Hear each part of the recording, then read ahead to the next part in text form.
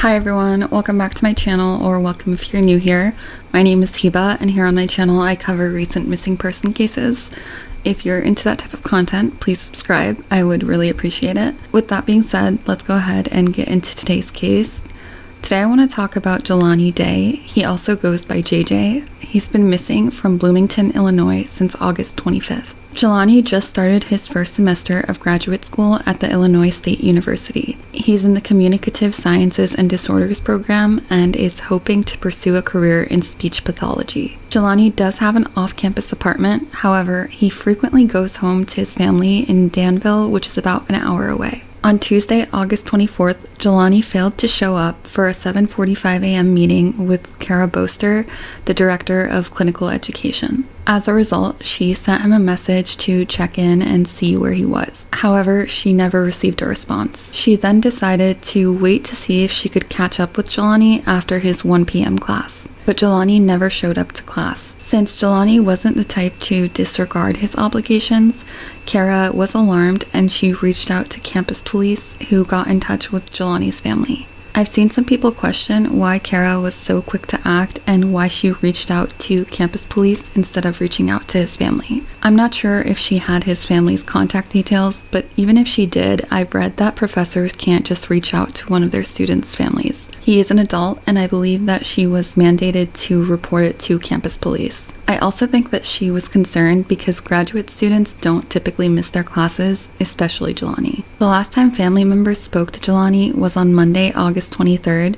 the day before his scheduled meeting with the director. According to Jelani's mother, Carmen, this is completely unlike her son. He typically calls her daily, oftentimes multiple times a day, and sometimes it's just to hear her voice. So it didn't make sense when his family tried to contact him multiple times but were unable to reach him. Once Jelani was reported missing the following day, an investigation was launched and law enforcement began to look at camera footage to see if there was any sign of Jelani. They were also on the lookout for his car, a 2010 Chrysler 300.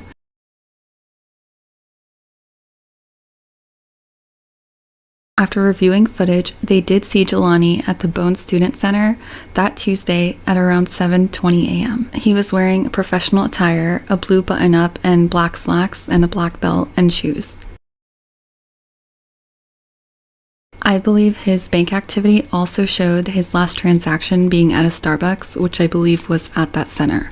Based on his attire and the time that he was seen there, it seems like Jelani intended to go to the meeting. It seems as if Jelani was grabbing a beverage before he went to the meeting at 7:45 with the director. However, we know that he never made it to that meeting. Again, this is very out of character for Jelani, so I wonder what could have happened that would have led him to change his mind. Is it possible that he ran into someone at the center and made other plans instead? Maybe while getting his drink, he received some sort of message via text or email that caused him to change his mind about attending the meeting. Like I mentioned earlier, Jelani also missed his 1 p.m. class. Investigators soon discovered more footage of Jelani that day. At around 9:15 a.m., Jelani was seen on video footage at a local dispensary called Beyond Hello. I'll insert the image that police have released here. Jelani seems to be looking directly at the camera. It's common practice to do this at dispensaries when you get your ID checked, so it's not unusual or strange that he was seen looking directly at the camera. However, some believe that Jelani's body language is telling and think that he looks uncomfortable. By this point, as you can tell in the photo, Jelani had changed his clothes. He was wearing a black Jim Hendrix t-shirt, white or silver shorts, and a Detroit Lions baseball cap. In my opinion, there may be a simple explanation for why he did this. I've seen some people question it, and I'm not really sure why. Most students don't typically go around wearing professional or business attire unless they have some sort of meeting or an interview. Once Jelani knew he wasn't going to the meeting, it makes sense for him to change into casual attire. Wearing professional attire isn't necessarily comfortable, and the high that day was 82 degrees, so I'm sure that shorts were better than slacks. From what we know, this is the last time that Jelani was seen. It's also around that area where Jelani's phone last pinged. Individuals have noted that law enforcement never revealed footage of Jelani leaving the dispensary. Since this is an open, ongoing investigation, it doesn't really surprise me that law enforcement wouldn't release everything that they potentially have. However, since no footage or images have been released of him leaving, it does raise some questions. Did he ever actually leave the dispensary? I assume so, or else investigators would be focusing on that location and on the people there. Was there someone that potentially followed Jelani on his way out? Is it possible that someone approached him in the parking lot or that he met someone there? I'm sure investigators have already looked for this. 2 days later, on August 28th, Jelani's vehicle was located in a wooded area in Peru, Illinois. Peru is about 65 miles north of Bloomington, where Jelani was spotted at the dispensary. When they found his vehicle, the license plate in the back was missing. However, investigators aren't sure if this is new. They believe that it could have been missing for a while now. Upon finding the vehicle, Illinois State Police came out with canines and searched the area extensively. The Peru Fire and Utica Fire drones were also used to do an aerial drone search, and of course, a ground search was also done. However, Jelani was not found. What was found, though, were some of the clothing items that Jelani was last seen wearing at the dispensary. This included the Jim Hendrix t-shirt and his hat, I believe. However, I've heard that his shorts and shoes were not found. I've also heard that they were located in the trunk, but I'm not 100% certain on that. If this is the case, it's obviously strange. Like I mentioned, it made sense for Jelani to change his clothes into more casual attire when he decided that he wasn't going to attend the meeting. However, why would only some of his clothes be found in the car? We know that his car wasn't found until the 26th, so there is a day between the time he was last seen at the dispensary and the time his car was found. In that time frame, it's possible that Jelani had changed his clothes numerous times. But if this is the case, I'm not sure why the t-shirt that he was wearing at the dispensary would be found in the car. It's not that uncommon for somebody to carry an extra set of clothes in their car, especially if they regularly dress up. However, Jelani was already in casual attire, and if he did change his clothes at home, I'm not sure why he would bring the t-shirt back into the car. This has led some people to speculate that Jelani didn't change, at least not at home, and that something happened to him on the day that he was last seen on surveillance. Again, if this is the case and something potentially happened to Jelani after he left the dispensary, it doesn't explain why his t-shirt would be found in the car. Maybe Jelani planned on going to his 1 p.m. class, so he brought his professional attire with him to change back into. However, we know that his shorts and shoes weren't found, so I'm assuming that he still had these on him.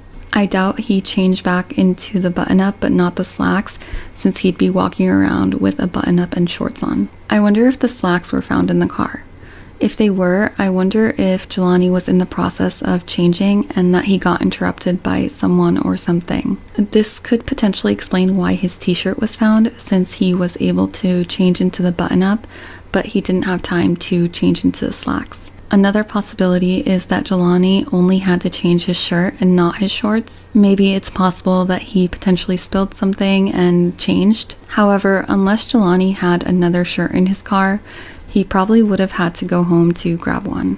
But like I said earlier, if Jelani did stop at his apartment to change his shirt, why was the shirt that he was seen wearing on the 24th found in his car?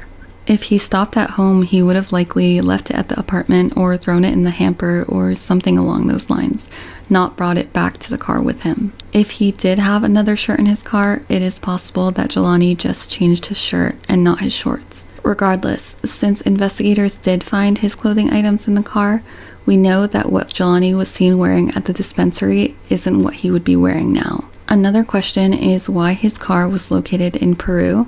Jelani had just moved to the Bloomington area for graduate school, and he didn't really know many people there, let alone in Peru, an hour away. Some have brought up the idea that he was potentially meeting someone, potentially off a dating app or something along those lines. However, this wouldn't make much sense since Jelani's phone last pinged near the dispensary. Not only would he probably need his phone to communicate with whoever he was meeting in Peru, but he would also need it for directions. Like I mentioned, Jelani is new to the area, so he wouldn't know how to get there without some sort of GPS. Locals have also stated that the location that the car was found in leads them to believe that whoever left it there knew the area. As I said, this wouldn't have been Jelani.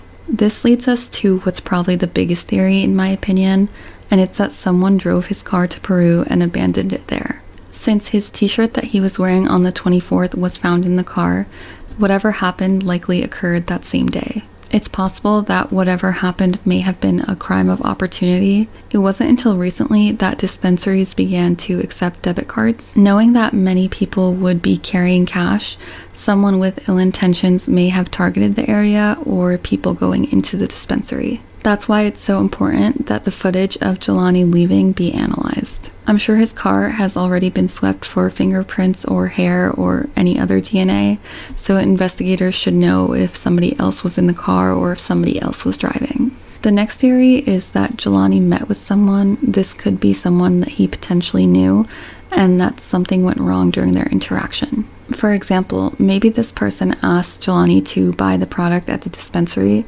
but had no intentions of paying him. Maybe it has nothing to do with the dispensary, and Jelani met with somebody who just has bad intentions, or that an argument occurred. This person could have abandoned the vehicle in Peru to throw investigators off. Another theory, and the final theory that I'll talk about, is that Jelani intentionally left. He was away from his family, and I'm sure it was stressful because he was starting his first semester of graduate school. It's very possible that he was overwhelmed by everything going on and that he needed to take some time to himself. However, if this is the case, why would he ditch his car in Peru an hour away, and how did he get there without his phone? Also, if he did need some time to himself, why would he stay away for this long? After seeing the way his family's been hurting and the media attention his case has received, I'm sure he would have came back. In my opinion, this theory of him intentionally leaving isn't very likely. While school can be stressful, Jelani was really into his academics according to his family and his peers. Those who had classes with Jelani said that it was unusual for him to even miss a class. We know that Jelani was prepared to go to his meeting that morning. He was dressed in professional attire and was at the student center at 7:20 a.m. To me, that makes it clear that he had the intention of going. Like I said earlier, I believe it's possible that someone or something caused him to change his mind. It's been over a week now since Jelani was last seen. It's heart-wrenching to hear his mother talk and to read her posts. However, she's remained so strong and dedicated to bringing him home throughout this whole process. It's clear that the both of them had a wonderful relationship. Jelani's family and the community are dedicated to finding him and bringing him home. They've been organizing search parties themselves and continue to do so. If you're in that area and want to help search, I'll include his mother's Facebook link down below, since that's where they're currently making announcements about upcoming searches. There's been good media coverage of this case, and celebrities like Jesse Williams and Shaquille O'Neal have actually shared Jelani's flyer on Instagram, so I'm hoping that we get some answers soon.